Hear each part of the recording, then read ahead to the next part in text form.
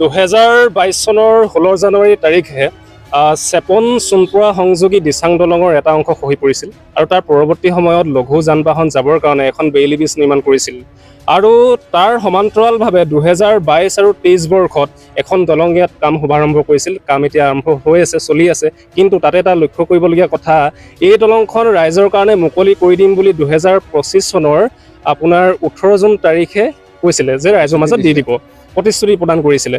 কিন্তু এতিয়া চাব, এইটো স্থানীয় বিধায়কে কৈছিলে, তাৰ লগে লগে যিবিলাক কৰ্তৃপক্ষ আছে কৰ্তৃপক্ষ জনাইছে। আৰু পৰৱৰ্তী সময়ত 2025 চনৰ আপোনাৰ 13 আগষ্ট তাৰিখে দিচাং দলংখনৰ এটা মূৰ নদীৰ পাৰ খহি পৰিলে আৰু খহি পৰাৰ পৰিপ্ৰেক্ষিতত লোক নিৰ্মাণ বিভাগ আছে, এটা বিয়াগুম বিভাগ আছে। এই বিয়াগুম বিভাগটোৱে কেৱল মাত্ৰ আপোনালোকে লক্ষ্য কৰিলে দেখিব এখন টিউপাল দি দায়িত্ব সামৰিব বিচাৰিছে। আজি প্ৰায় এমাহ সময় হ'ল, কিন্তু ইয়াৰ কোনো ধৰণৰ ব্যৱস্থা গ্ৰহণ কৰা নাই আৰু যাৰ পৰিপ্ৰেক্ষিতত ৰাইজৰ বিভিন্ন সমস্যাত ভুগিবলগীয়া হৈছে।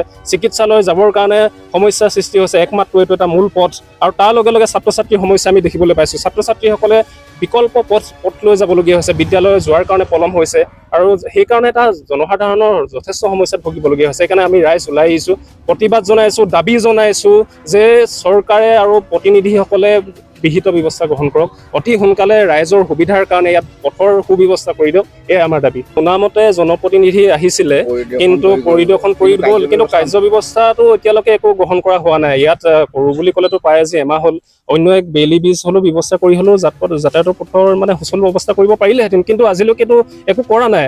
আৰু কেৱল মাত্ৰ এই যে আপোনাৰ লোক নিৰ্মাণ বিভাগ আছে, তেওঁলোকে যে কেনেকুৱা ধৰণৰ আচহুৱা কাণ্ড এখন টিৰপাল দি ইয়াত দায়িত্ব সামৰিছে, এইটো আচলতে লজ্জাজনক কথা।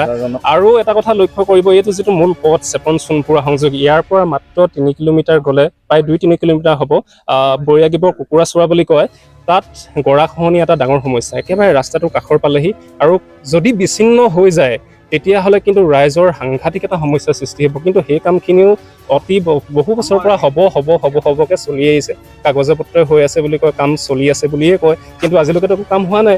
গতিকে আমাৰ জনসাধাৰণৰ এটাই দাবী, এই সমস্যাসমূহ জনপ্ৰতিনিধিয়ে বুজক, তাৰ লগে লগে বিভাগীয় কৰ্তৃপক্ষই এইবিলাক চকু ৰাখক, তেতিয়াহে ৰাইজৰ সমস্যাবিলাক সমাধান হ'ব। এইটোৱে আমাৰ স্পষ্ট দাবী।